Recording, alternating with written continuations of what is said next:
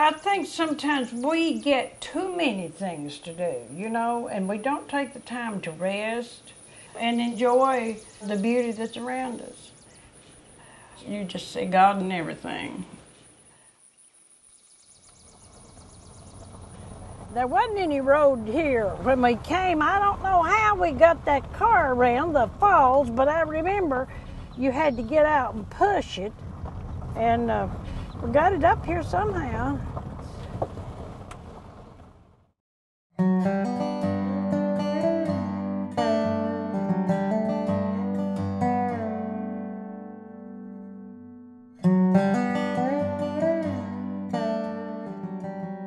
Before electricity, life's a lot different. First of all, you usually didn't have much money because there wasn't any jobs, not much money to be made. Most men with their families, you know, that stayed home, farming was the main thing. But, you know, people were real poor during that time. We made all our own food. You'd raise beans and corn and different things. Then they could take trips to Knoxville and sell them sometimes and get some money from that. This is a picture of that old house. It just had a living room, and in the living room there was that chimney. See, everybody had to sleep in the living room, and then there was a little room in the back, which was the kitchen, and Ruby and I slept on a straw tick in the corner.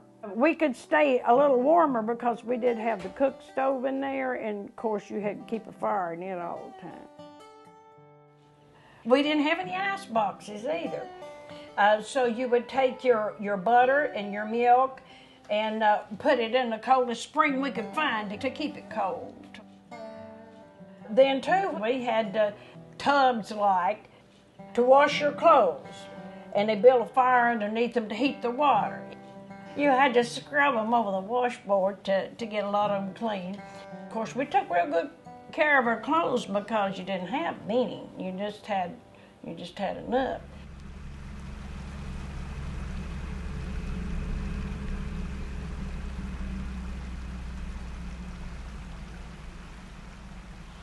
Well, I grew up in the Depression, so I grew up under hard times, but everybody was poor. I did not know really that there was a depression, to be honest with you.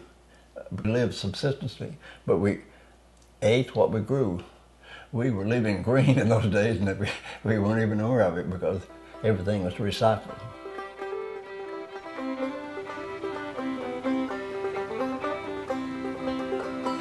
The electricity has changed our way of life forever. I remember those about 3-foot wires coming down from the ceiling with an open incandescent bulb on. That was heaven, but nobody knew anything about table lamps or floor lamps. So it's just always that naked bulb that we had to look at. And they didn't even think about putting any outlets. And then later on, the market came with these other gadgets you put in your kitchen. The radio was a great place to do because prior to that, you're constantly buying batteries for the radios. I mean, you could sit there and read a book, you know, after dark. It's hard to study if you can't see it. And then too, see, I remember when our stove, our first electric stove came, and we got it, and a refrigerator. It's just amazing what electricity does for you.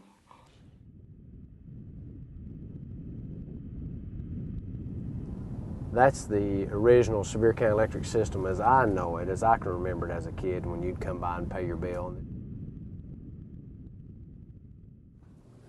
This here is Mr. H.C. Blair. So that's the first superintendent, and this is Mr. Jack Delosier. This here is Mr. George Seaton. And this here is Mr. Trotter, Gene Trotter. These were tough men.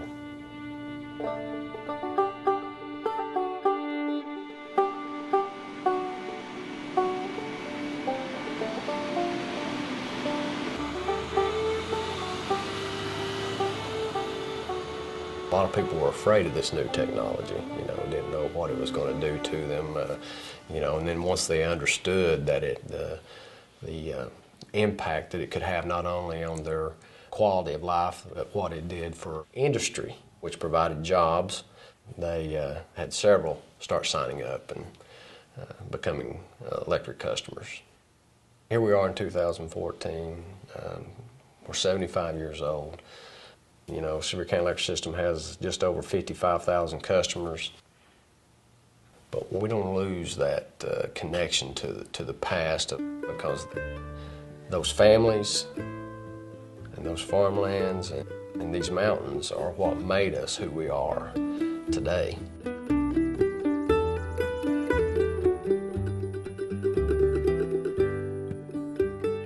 As far as electricity, what can I say? Aladdin lamps and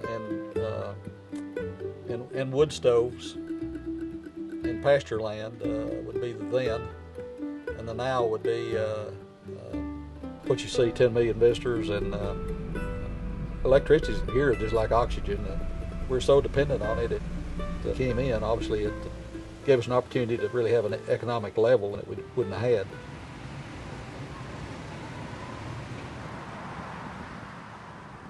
Well, I tell you, the tourist is what's made this part of the country, Without them, we'd be in bad shape, because we don't have very much industry here. This park is the most traveled park in the country. When you put 10, 12 million people through here every year, folks, there's a lot of money being spent. Our industry now is tourism, so we work hard to ensure that they are successful, and that if there is an issue that we respond quickly, because the longer they're out, it's impacting them and it impacts us as well. Sevier County Electric System is a great place to work. We don't have many turnovers because you have a lot of good benefits and insurance, and it means an awful lot to a working man. You have a great bunch of employees. I'm telling you that without these people, we got nothing. Look alive, gentlemen. How we doing? We'll be able to show you here relatively easy how this technology has advanced so greatly. We decided to go ahead with this equipment that would read the meters from the office. And after that, we had 9 meter readers that we had to think about doing something with. And I hate to see anyone laid off, just because we was making some changes, and they didn't lay off anybody. We're about the people. Even though we were becoming more efficient by moving into this new technology, there's still a place for those individuals here to continue to grow both personally and professionally. Sevier County Electric in this area and this community, most anybody knows 4 or 5 or 6 people that work there, and it's, they're not just another chain retail operation that came to town. It's the heart of Sevier County. There is a lot of camaraderie, and there is a lot of loyalty, and there's a lot of teamwork, and it goes above and beyond just a job. I can remember when we had the blizzard of '93, and we were snowed in for I don't know how many days, and snow, it looked to me like it drifted about chest deep. Never had one like this in our life, and the place is filled with lodgepole pines. So when the snow hit, they just all came over like this, like fizzle sticks or something. And those guys had to come in there in the snow. They worked endlessly out there, just 24 hours a day. I don't ever remember them going home, and I know I felt sorry for them. My wife fixed pimento cheese sandwiches, and we got coffee, and we'd take out there to them. We were so grateful that they weren't going to stop until they got that place open so we could get out, to civilization.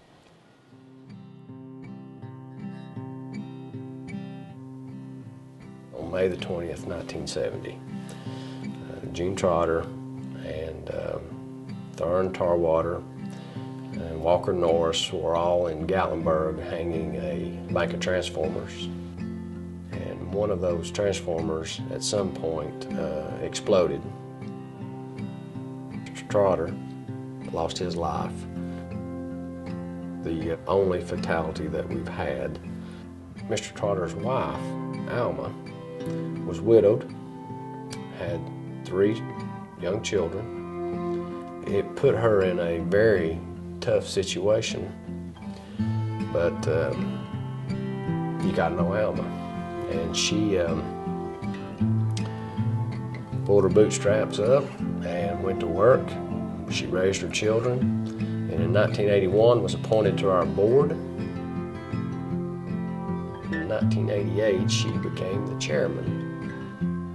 She came to make this a better place to work and to ensure that other people didn't have to suffer or go through what she had went through if such another tragic event transpired. She has a legacy that will last. So.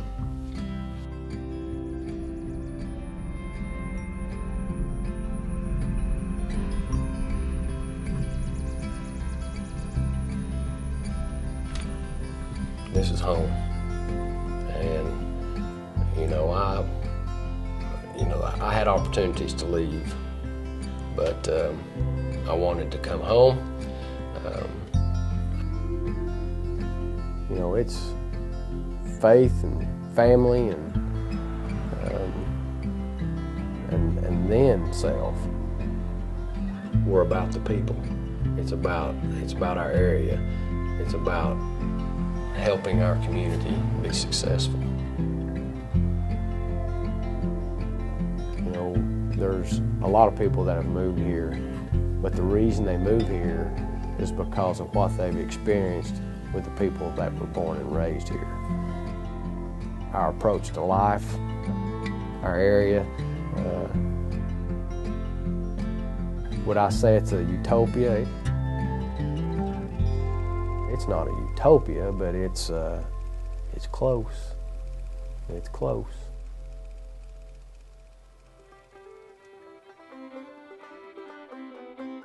And the residence of Mr. Hugh Blair in Sevierville. Where did you first ever learn, or who'd you first ever see climb a pole? Well, that's the story, Johnny. Goes back to the old People Telephone Company. Well, this old boy was operating for Dr.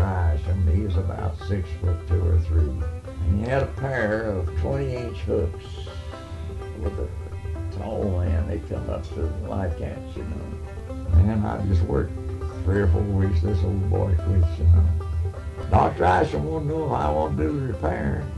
I said, well, I can try it. Well, okay. The line over to Reynolds was down right back this side. I got it back to the pole. Just unhooked my belt and my hooks got out. Well, that was a 25-foot pole.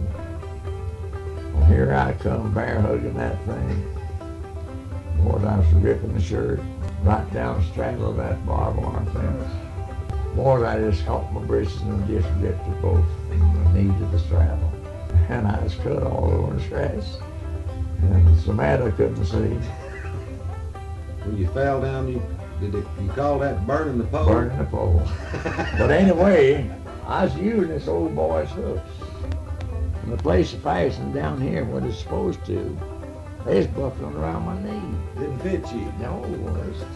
Was that the first pole you'd ever climbed? Yeah. And the first one you climbed, you fell later? Yeah, I done it up.